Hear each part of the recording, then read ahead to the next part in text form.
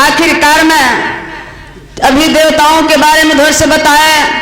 आखिरकार में ये भारत में जाति कई जातियां, कई धर्म, कई पाखंड, कितनी सी, सिर्फ ये गुलामी को बाबूजी हम लोगों को बांधने के तरीका है, ये साजिश है। अरे यार जेकर 10 पीढ़ी राजा राज करें, आज वो राजा भिखारी बनावा, सोचे वाली बात है। अब बसंत पंचमी भी त्योहार बीत गया, अब आ जाएगा होली। ये सब त्योहार हैं, मैं नहीं।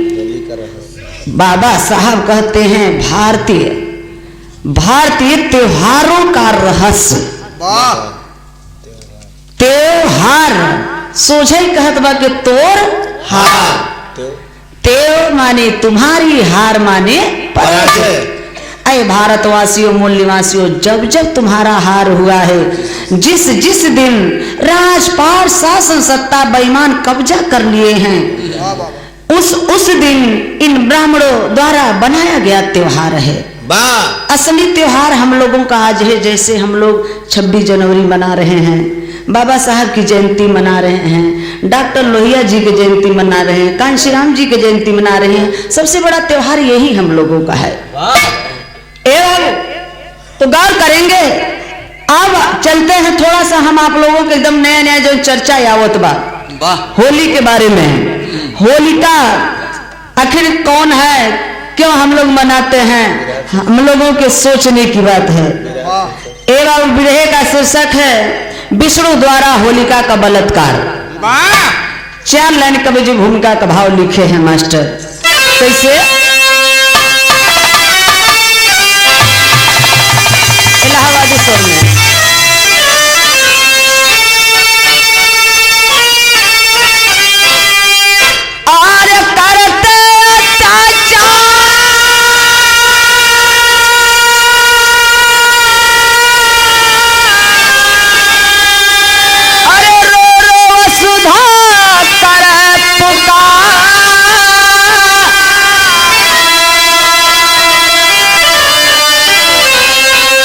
जागो हमारा सपूत अगर हो सच्चा संतान।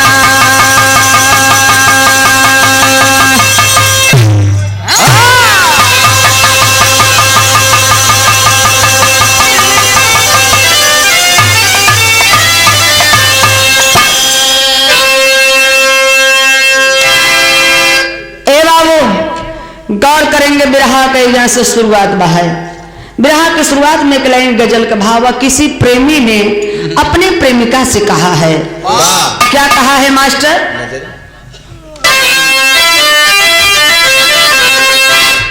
नजरे मिला मिला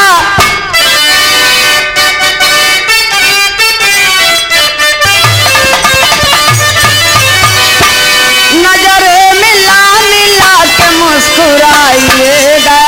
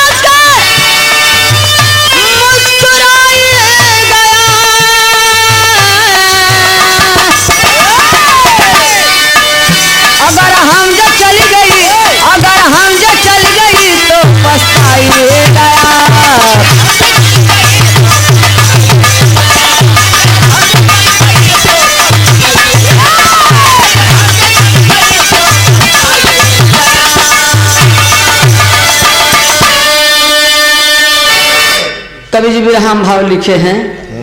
अरे मालिक ने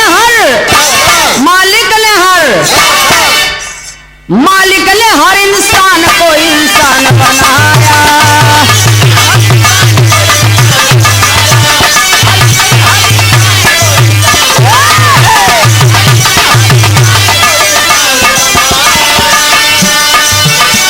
मालिक ने हर इंसान को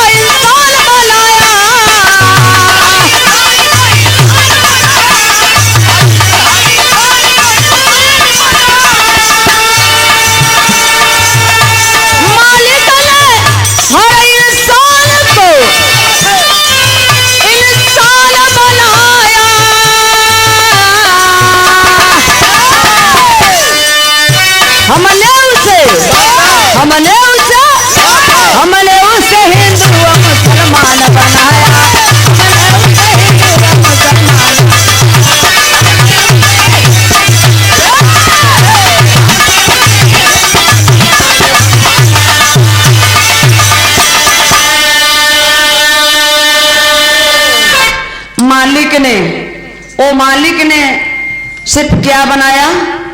इंसान।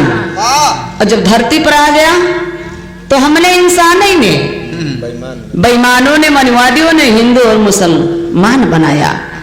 तथागत गौतम जी कहते हैं, हम कहते हैं ना कि ईश्वर है यार, ईश्वर। तथागत गौतम जी कहते हैं कि ईश्वर कोई नहीं है। ईश्वर कौन है? ईश्वर, ईश्वर जो ये बोल रहा है, जो निकल रहा है, यही ईश्वर है। ए बाबू, तो हमने उसे हिंदू और मुसलमान बनाया। गौर करेंगे बाबूजी, कहानी है जहां से शुरुआत में मास्टर फरिया के।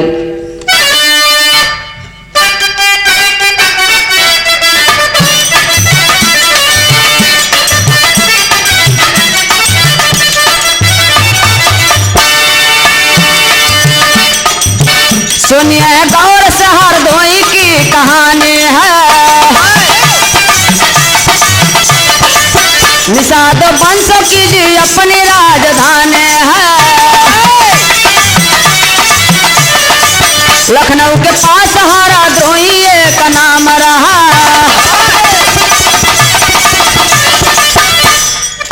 जहाँ कश्यप मुनि का महल आलीशान रहा, जिनके दो लड़के हिरणाक्ष हिरण्यकश्यप थे, जो प्रजापालक जन जन के प्रिय थे। हिरणाक्ष वीरता की दुनिया गुणगान करे, बड़े योद्धा मिलके उनको सलाम करे।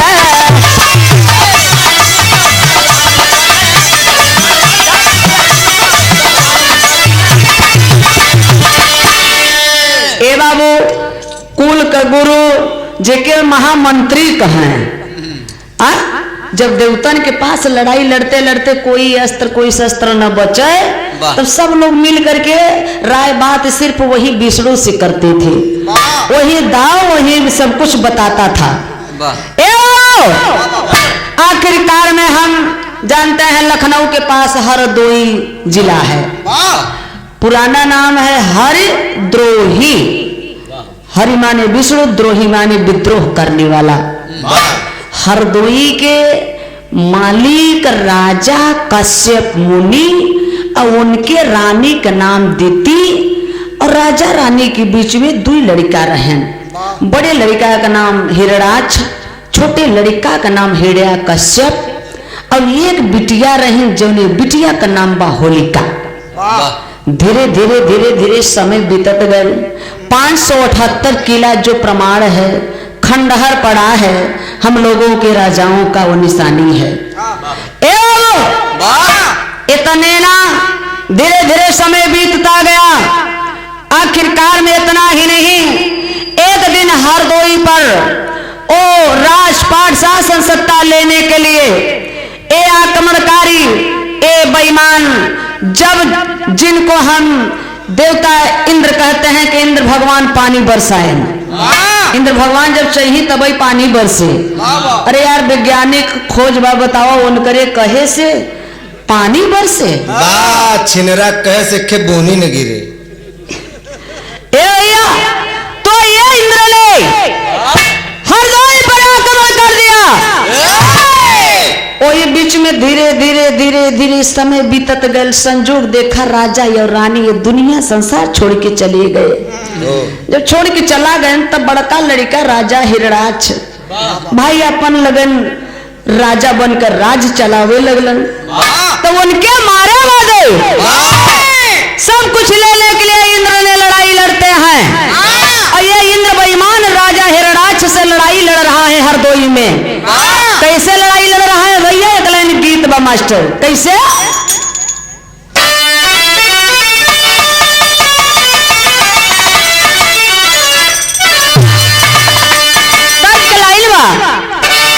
के गोरिया हाय हाय गोरिया मुश्किल भेजना तेरी गली में, गोरिया मुश्किल भेजना तेरी गली में।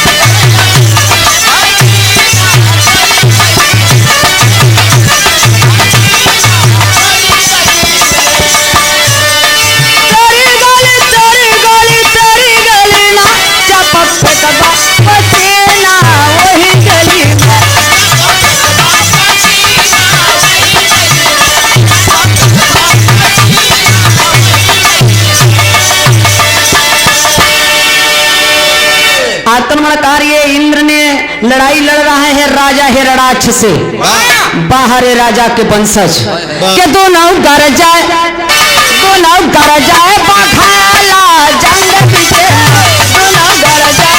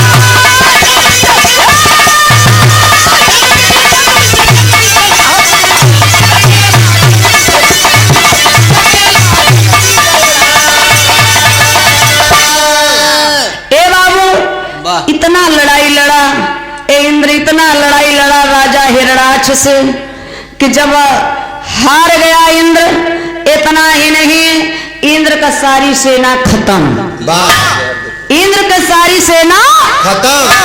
अब इंद्र भर बचावा, अब वो बेचारा टुकुर टुकुर ताकता, सारी सेना खत्म, जहर देखा वहर लाश ही लाश, जहर देखा वहर कुल लाश ही लाश।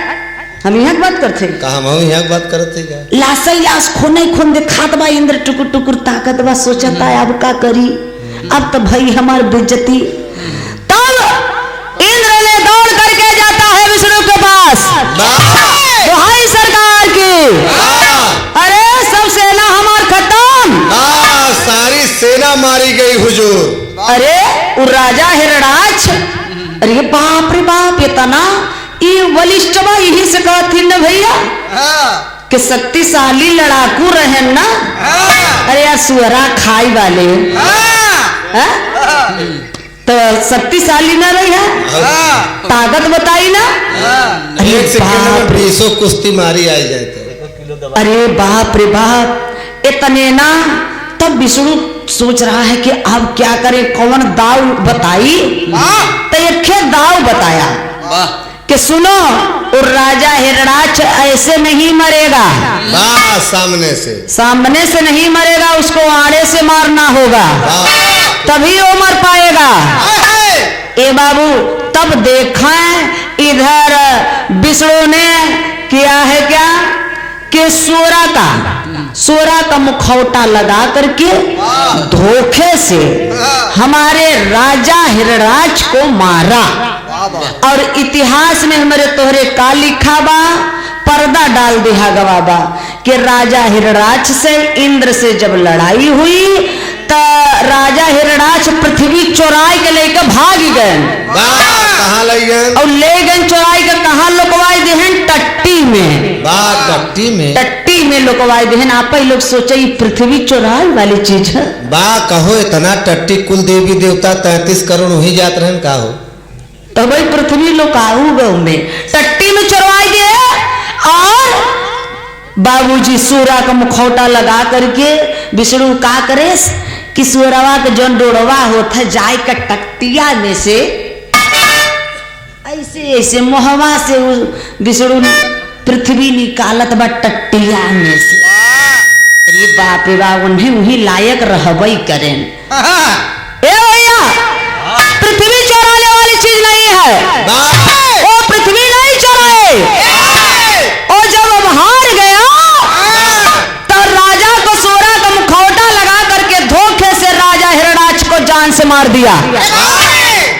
ए बाबू, जब राजा हिरणाक्ष मर गई तब छोटका भाई अपन राजपाट अपन लगलन गद्दी संभारी, हिरण्या कश्यप और छुटकी बहनिया होलिका जब धीरे धीरे जवानी के दहलीज पे कदम रख ले बा, भैया हिरण्या कश्यप की चिंता होगा कि आप बिटिया का शादी बहनी का शादी करे की चाहत बा। तब यहाँ देखे राजा हिरण्या कश्यप सोचत बाटन का ललकारत बाटन भैया एक लाइन तर्जुमा मास्टर का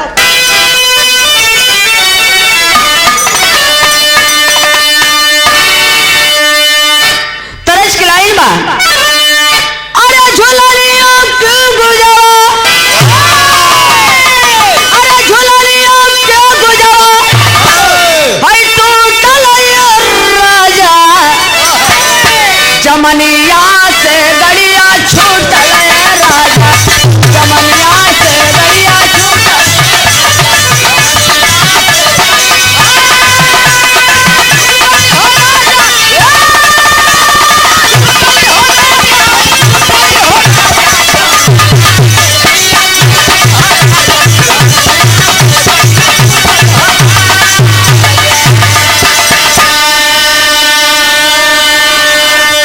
लेकिन यही के आजकल के गवैया गावत थी, अरे जवानी में केतनन के, अरे जवानी में केतनन के, अरे खैला ये बाऊ,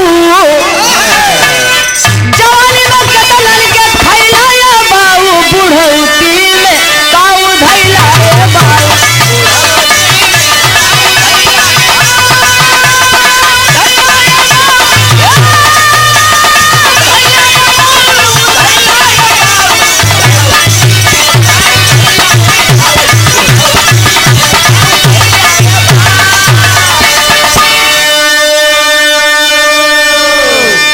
लेकिन राजा हिरण्या कश्यप सोचत बाटन, अरे फिर से गेंद आई मजमा, हई लगवला ये पारे, और बखेलावा के यजमाला ई सारे, बखेलावा के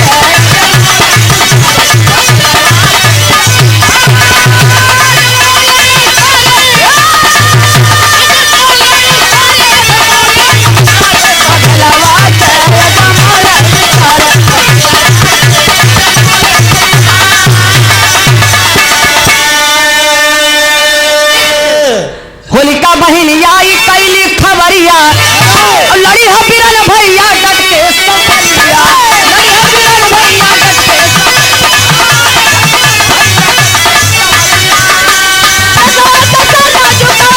सारे पखलवा के कमला सारे।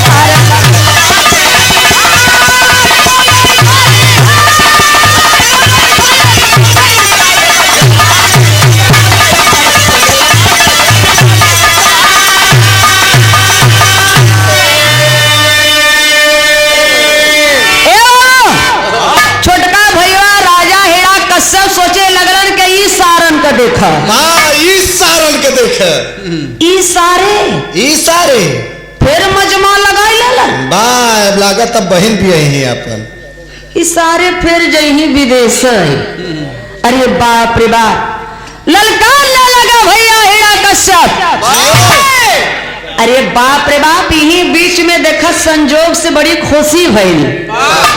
खुशी का भइल भैया, ए बाबू हाथ जोड़त है 10 मिनट और धीरे धीरे, ए बाबू खुशी का भइल कि राजा हिरण्या कश्यप के रानी के पेट से एक लड़का पैदा भइलन, बड़ा सुंदर होनहार लड़का जन्म लेलन, जेकर नाम पड़ल बाबूजी Prahlad. All the best, very beautiful handsome boy. अरे बाप रे बाप, वो समय अंग्रेजी रहा का नहीं, एक वर्णन कभी करत रहे थोड़ा। इतना सुंदर लड़का पैदा भइल बा, सबके खुशी बा। आज भी जेकरे लड़का बाटन हर मतारी बाप के खुशी होता कि हमारा लड़का बढ़िया सेंट थॉमस इंग्लिश मीडियम में पढ़े, बढ़िया पढ़े और डीएम बने हैं, एसपी बने हैं, सीएम पीएम डीएम, होमगार्ड बनी, हमारे भैया चपरासी बनी, इतना ही सपना बा है। अरे यार यह 9 लाख दिए 10 लाख न मिलत बा। इसीलिए बाबा साहब कहें कि जितना हमें पढ़े लिखे लोगों से डर है उतना अनपढ़ लोगों से डर। हाँ, तब का हमारा लड़का चोर बने। ए भैया, प्रहलाद धीरे धीरे जब सयान होत बा तो सबकर सोच होला कि हम लड़का के पढ़ाई, लेकिन आज भाई हर विद्यालय में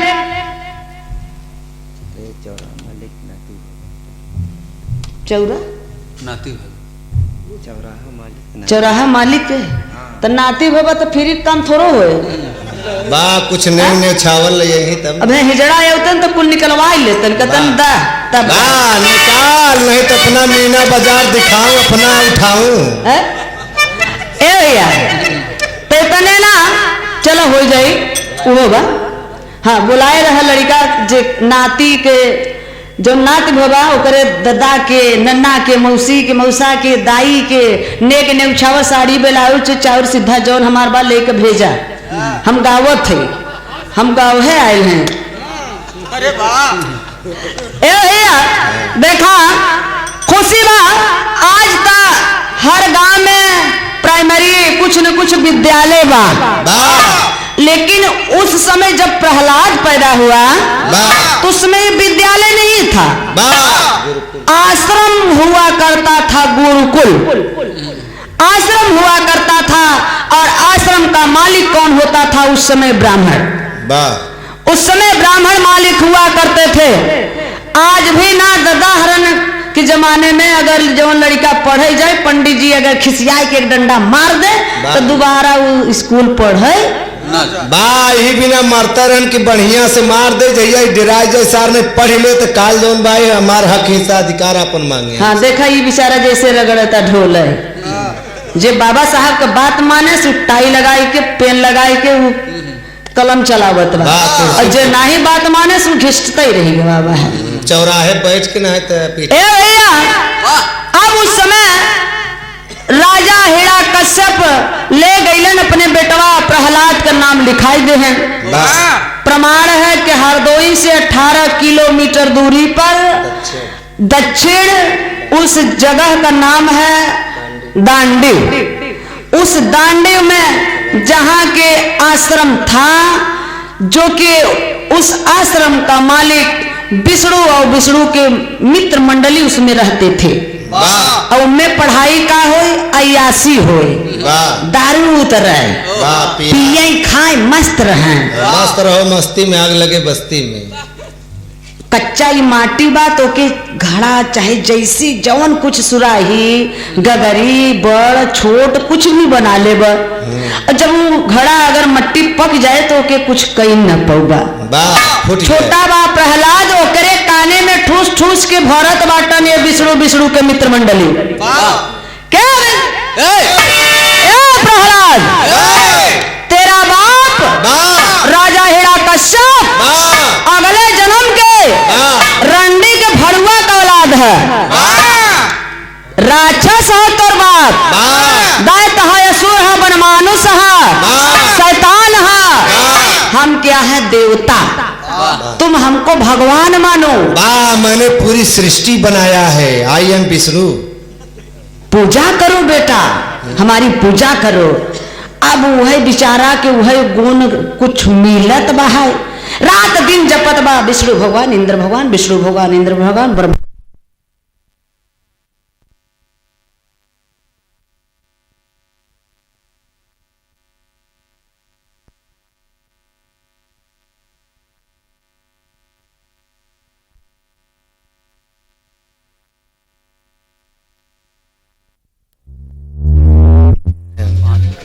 एकदम अलर्ट रहे का वहां।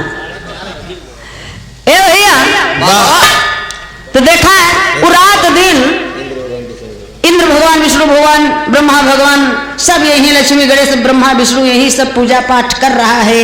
अब प्रहलाद के धीरे धीरे जेहन में कुल घुसत बा।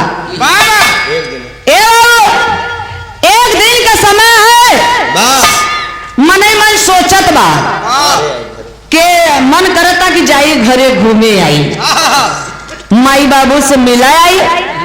और इधर राजा हिरण्यकश्यप कैलन का यही बीच में अपने बहन होलिका का शादी तय कर दी है। कहाँ तय किए? कैसे? बिंदकी का राजा इलोही से, बिंदकी का राजा इलोही से होलिका का शादी तय हुई गा। जब शादी तय हुई गा तब ए बाबू बड़ी खुशी बा, सबके खुशी बा। ब्याहे का तैयारी 1 महीना पहले से होता। गीत गवनई वैसे ही देखा बसंत पंचमी बीती गवा, बसंत पंचमी बीती गा। ई का होत बा है? होलिका के शादी का तैयारी होत बा। ए बाबू तब हर राजा सोचत बाटन, खुशी मनाओ थे कि चल कम से कम बहन का अब बारात तय आई। तर्ज बदल गल मास्टर, कैसे?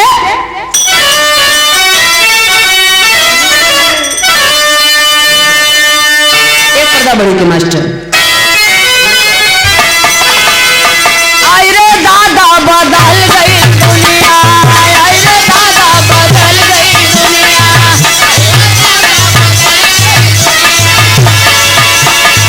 पहले गुण मिले अब मिले बुनिया, पहले गुण मिले अब मिले बुनिया। आई रे दादा बदल गई दुनिया।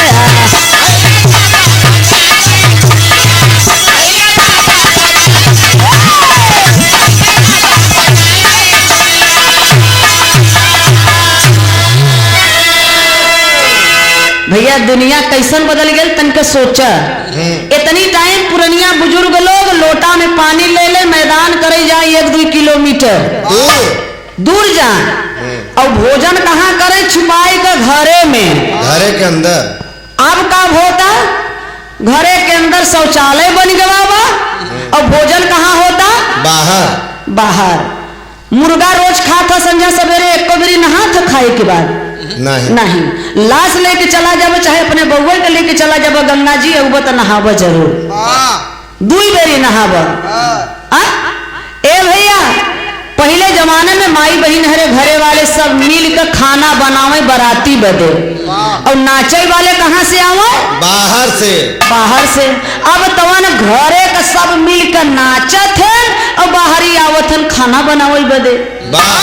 पहले दुआरे पर गुड़ पानी मिल जाए तो पुरनिया पी ले तो एकदम तरी नहीं आ जाए पेटे में, आयरन मिल जाए हो सकती। तो जगरे दुआरे चला जा, अगर बुनिया न मिले, छेना रसगुल्ला न मिले, अगर गुड़ मिलेगा, बिस्कुट मिल गए, कहीं मारा सरवा के कुछ है यही नहीं बा जैसे। ए भैया तो कहनाम बा, आई हो राजा सोचेला अपने मनावा, आई हो राजा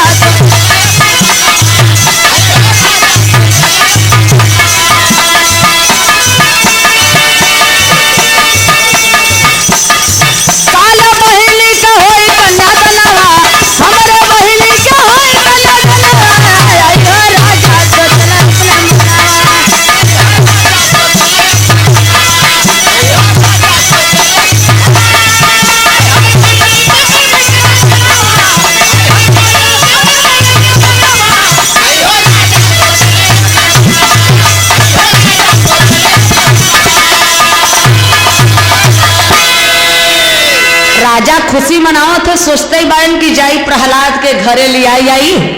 अब बहन का शादी का दिन पड़ी गवा बा।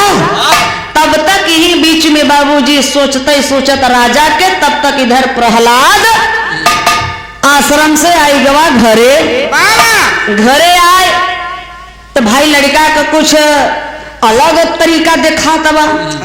अपने बाप के सामने हेड़ा कश्यप के सामने जपत बा है विष्णु भगवान इंद्र भगवान, विष्णु भगवान इंद्र भगवान, विष्णु भगवान इंद्र भगवान। अरे इतनी बात जब राजा हेड़ा कश्यप सुने, कहेगा कमीना, कहेगा हरामजादा, नालायक लड़का, कुत्ता कमीना, घर का भेदी लंका था, भाग जाओ यहाँ से। तुमको शर्म नहीं आ रही है? बदतमीज कहेगा। जिसने मेरे भाई को मारा उस मेरे दुश्मन का नाम तुम मेरे सामने ले रहे हो।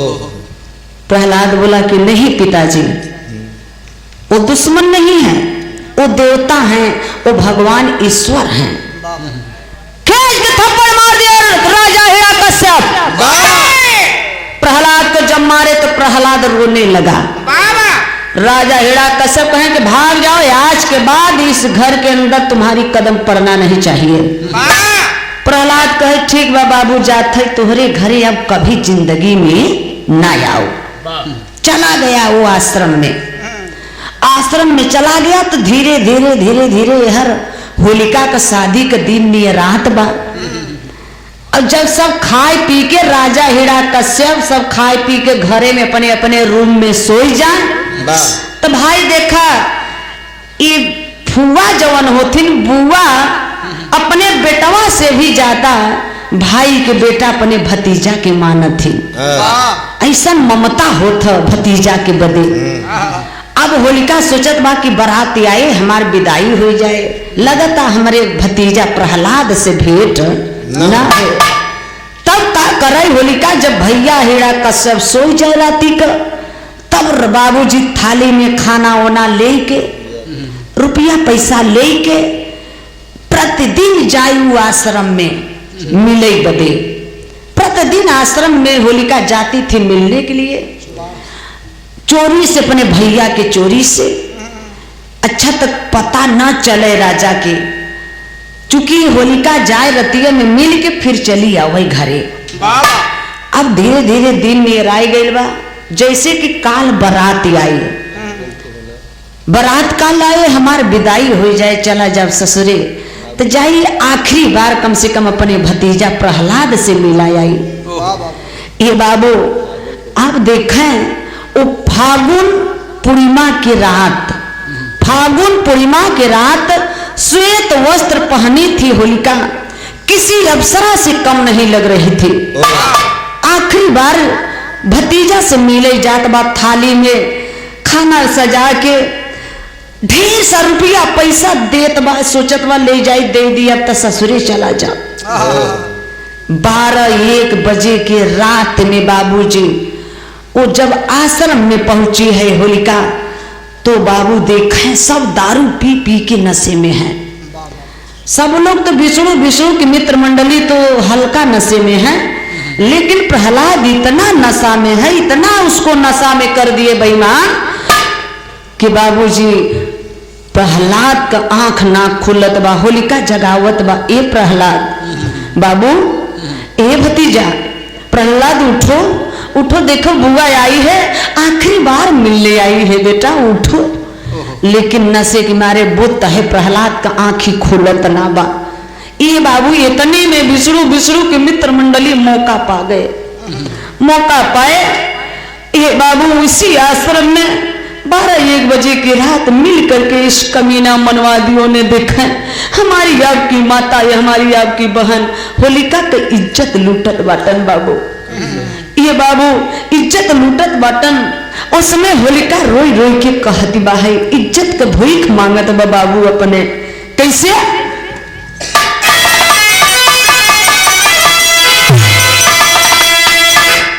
जिन लूटाई जतिया ए भैया, जिन लूटाई जतिया ए भैया, अब दुखवा कैसे सहाई के, अब रखिया कैसे बधाई का। ए भैया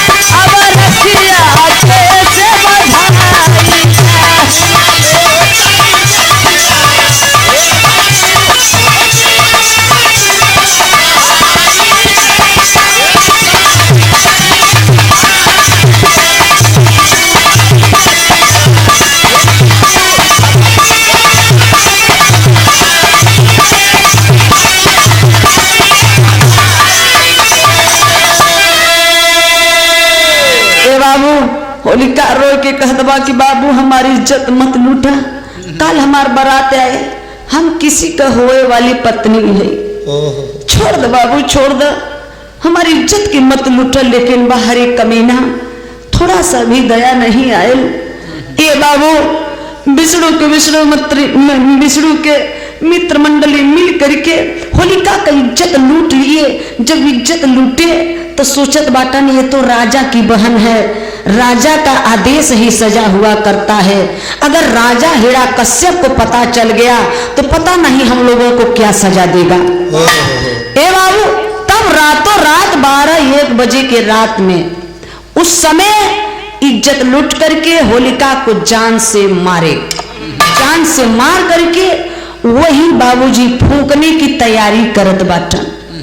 फूकल बदे का व्यवस्था कैलन, केहू के ऊपरी, केहू का मड़ई, केहू का खटिया, केहू का मचिया, केहू का लकड़ी, जौन कुछ पावे बाबूजी सब कुछ इकट्ठा कई के इधर होलिका को रातों रात जला दिए।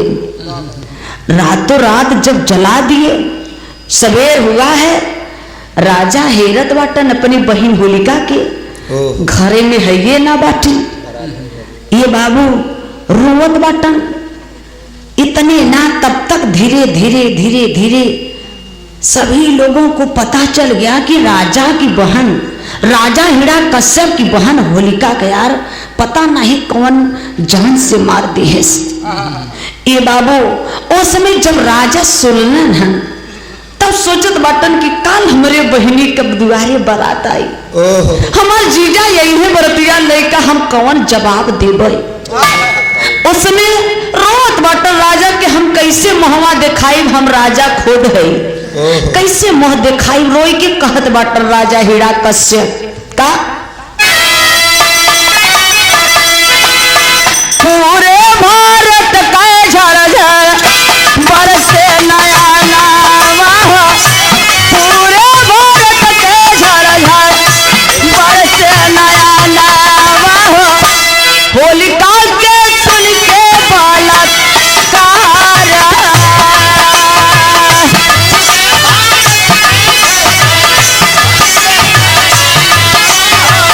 होलिका के सुन के बालक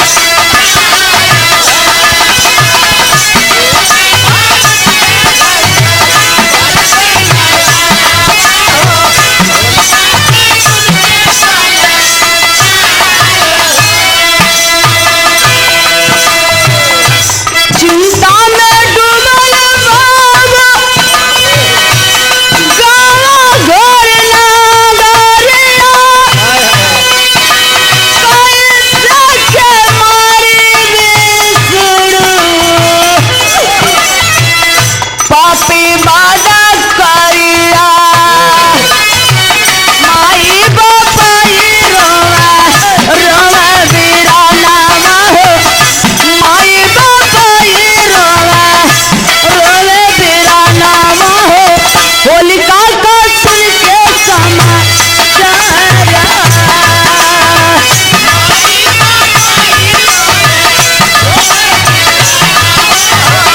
होलिका का सुन के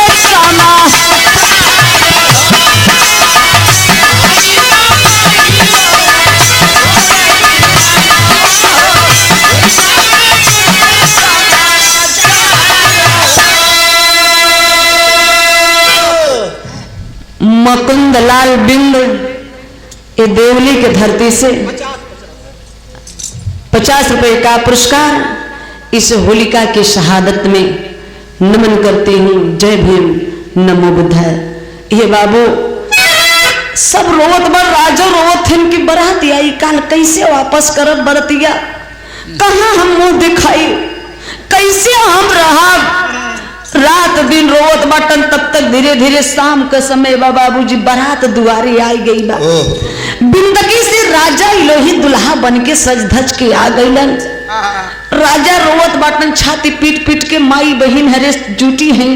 राजा के समझाओ थे कि राजा मत रोआ तो ही होपलेस होत बाटा, हमने का करब, रोआ मत, दुआरे बारात आई गई बा, कैसे वापस करबा, का जवाब देबा। ये सोचा राजा रोआ मत। ये बाबू माई बहनी हरे पानी से छिट्टा मार के राजा के होश में लियाओ थे। राजा मन में सोचलन है जाए का हाथ जोड़ के अपने जीजा राजा इलोही से कहत बाटन के जीजा बारात लेके तो वापस चला जा। आपको होए वाली पत्नी होलिका हमार बहिने दुनिया संसार में ना बाटे। अरे बाप रे बाप, वज्रपात में गिरी गवा। अरे बही देखियो ना पौली हमार रिश्ता कहाँ गयल। राजा इलोही कहीं के बारात हम वापस लेके चला जाबे, लेकिन आप सिर्फ हमके ई बता दा कि हमारे दुल्हन के आप लोग कहाँ जलाए हैं। ए बाबू जहां होलिका को जलाए थे वहां पे ले जाते हैं, दिखाते हैं राखी बचा है। राजा इलोही से कहते हैं कि देखिए आपकी होने वाली पत्नी होलिका मेरी बहन की यही राखी बचा है सिर्फ। ये बाबू एकदम हाय करके धाड़ से उसी राखी पे राजा इलोही गिर जाते हैं। तो जितना धूल उड़ा तो उसको पश्चिम की तरफ चले जाइए, आगरा की तरफ, उसको धूल उड़ी होली कहते हैं। ए बाबू तो देखा वो रखिया लेके राजा इलोही रोवत और वापस जात बाटन अपने दुल्हन होलिका बदे एगो बात कहत बाटन बाबूजी। अब ही जोड़वा ना बनल तब तक ऊपर वाला रिश्ता खत्म कर देलन, मंजूर ना भई। पागल प्यार में पागल हो करके राजा इलोही रोई के एगो बात कहत बाटन का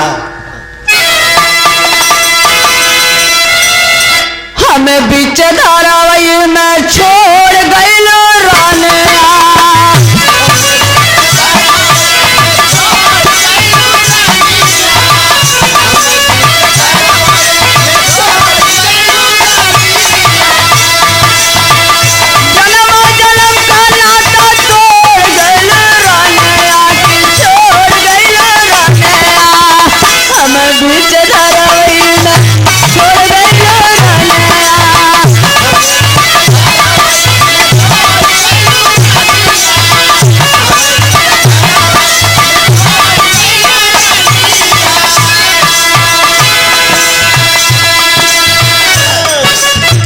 अरे पगली हमके तो विषधार में छोड़ के चल गई लो। देख रे पगली, देख देख तोरे बदे का ले आयल है रे।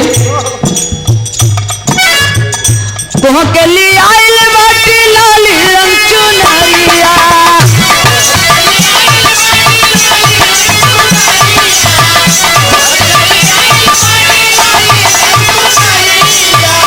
अब ही ना घूमला हमर तोरे संग भावरिया।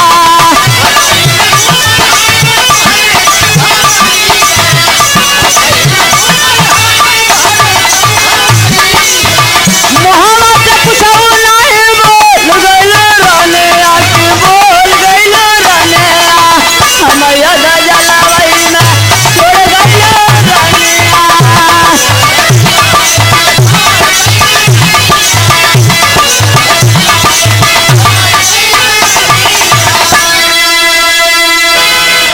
अरे पगली सब अरमान मट्टी मट्टी हो गया।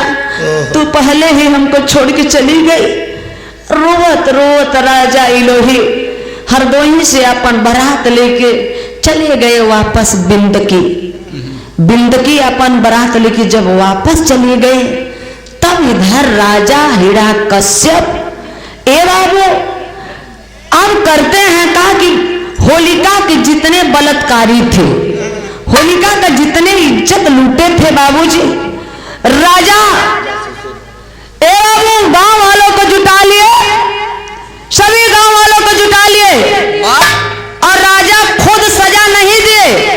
चाहते तो खुद राजा ही सजा देते, लेकिन क्यों राजा सजा नहीं दिए होलिका के बलात्कारियों को? क्योंकि राजा का भी बेटा उसी में प्रहलाद था। तो वो न्याय पंचायत यही कहेगा कि राजा अपने बेटा वाला पतपाच कर लिए। इसलिए राजा बाबूजी होलिका के बलात्कारियों को सजा नहीं दिए। राजा गांव वालों को, सभी लोगों को, गांव नगर के लोगों को जुटा करके इकट्ठा कर लिए, न्याय पंचायत जुटाए। तब न्याय पंचायत होलिका के बलात्कारियों के सजा देत बा के इन्हन के ई राजा के बहिनी का इज्जत इन्हें लूटे हैं, इन्हन के ऐसा सजा दे कि ताकि जिंदगी में कभी मिटे ना। अब सजा का न्याय पंचायत देत बा, एक बले चूना, एक बले करिखा, कपारे एक बार छोलवाई के और गले में जूता का माला पहनाई के और माथे पर तलवार लियाई के, मथवा पर तलवरिया से लिखात बा अबीर। माने नहीं, वीर माने वीरता, अर्थात कायर हो, बुजदिल हो, बलात्कारी हो। अच्छा, तो जवन बर्दाश्त कैले तो ठीक बा है, उ जियत रहन, और जौने से लिखत के समय ना बर्दाश्त होई ना, गिर जाए, हार्ट अटैक आवे, तुरंत ही खत्म हो जाए। तो माथे पर अबीर लिखाई के और गदहा पर बैठाई के न्याय पंचायत पूरे गांव में गली गली घुमावत बाटन, तो केहू ईटा से मारत बा, तो केहू गोबरे से मारत बा, केहू चहिला फेंकत बा, केहू नाली के कचरा निकाल के फेंकत बा, कहत बा कि देखा देखा देखा देखा ये होलिका का बलात्कारी आवत है। ए भैया, आप वही के आज कन्वर्ट कर दिया गवाबा। आज का करबा, जब दारू पी लेबा, मुर्गा खाई लेबा, अबीर उबीर पोत लेबा, लगबा गरियावा, छरर फलाने के बहिन, छरर फलाने का मायू के जाय का अबीर लगौबा, गोड़े गिरबा, बउओं के लगौबा, बहिनी के लगौबा, भौजी के लगौबा, दाई के लगौबा, ददऊ के लगौबा। क्या हम अपने आप को साबित करते हैं कि हम होलिका के बलात्कारी हैं? वो आपकी माता, आपकी बहुजन की बेटी, बाहरे बहन, बाहरे माता होलिका। ए बाबू, तो आज दारू पी लेबा, जब नशे में हो जाबा, ढोल बजावत और छरर कबीर होली है गावत बजावत जाबा जौने गांव में, तो आज भी माटी फेंकथिन, गोबर फेंकही, कहीं के यार देखा देखा देखा देखा उ का आवता, होलिका का बारात आवता। ए बाबू, यादव किराना स्टोर देवली के धरती से 50 रुपये का पुरस्कार। जय भीम, जय भारत, नमो बुद्धाय, जय समाजवाद, जय मूल निवासी। तो ही ब्राह्मण मनवादियों ने एक कन्वर्ट कर दिया। ओ अबीर सिर्फ होलिका के बलात्कारियों को लगाया जाता था, लेकिन कन्वर्ट कर दिया ये त्योहार। आज वही अबीर हम रहून से लगवावत हन, माई से, बहनों के सबके लगवावत बटन। तो देखें कवि जी तेरी के भाव लिखे हैं।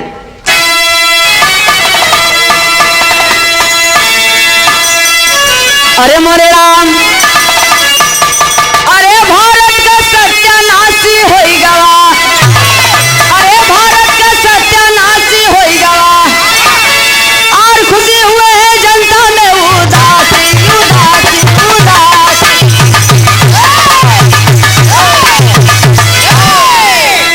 इसी प्रकार से भारत का सत्यानाशी हो गया। ए बाबू, अब देखें कवि जी यार आल्हा में भाव लिखे हैं। आखिर होलिका का मुहूर्त कैलेंडर में कब निकला था? 12 और 1 के बीच में होलिका जलाई जाती है। आप लोग सोचा काहे राती में जलाई जाती है? मेहरारू रहीन, अब रतिया का कौन लड़ाई हो रही भैया कि मेहरारू से हो, और लड़ाई का समय भी होता सूर्योदय के बाद और सूर्यास्त के पहले लड़ाई बंद। अब रतिया का कौन लड़ाई भई रही कि 12-1 बजे के रात में जलाई जाता, तो ये कन्वर्ट कर दिए हैं। वो 12-1 बजे के बीच में क्यों होलिका को जलाया जाता है? उसी समय होलिका का इज्जत लूटे ये बेईमान विष्णु के मित्र मंडली, उसी समय वो इज्जत लूटे और आज हम लोग होलिका को जलाते हैं। चले जाइए हरदोई में जहां होलिका को जलाया गया था, जहां वो जगह छूटा था, आज वहां वो जगह भी मिटा दिया गया है। उस जगह पर विद्यालय बन गया है, लाल बहादुर शास्त्री इंटरमीडिएट कॉलेज। एवं हमारा आपका धीरे धीरे इतिहास ही मिटा दिया जा रहा है। कहते हैं राम जन्म लिए अयोध्या में, वहां बताओ एक उनकर शौचालय बचा हुआ है, कुछ तो निशानी खंडहर हो चाहे हरदोई में चला जा, खंडहर पड़ा बा देखे के मिले था।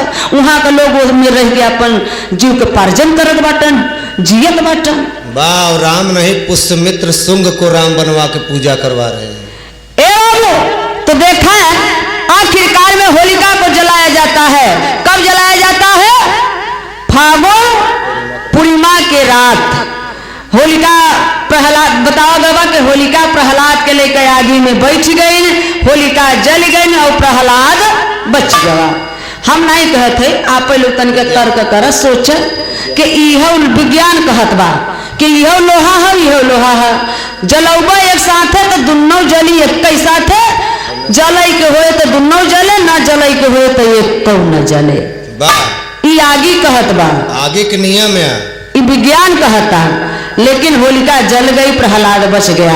क्यों इस मनवादियों ने दिखाया कि क्योंकि प्रहलाद उन लोगों का दलाल था, उन लोगों को देवता मानता था, मुखबिरी करता था, उनका पूजा पाठ करता था, इसलिए उन लोगों ने प्रहलाद को जिंदा कर दिया और होलिका को दिखा दिया कि जल गई होलिका। तो कवि जी आल्हा में भाव लिखे हैं मास्टर।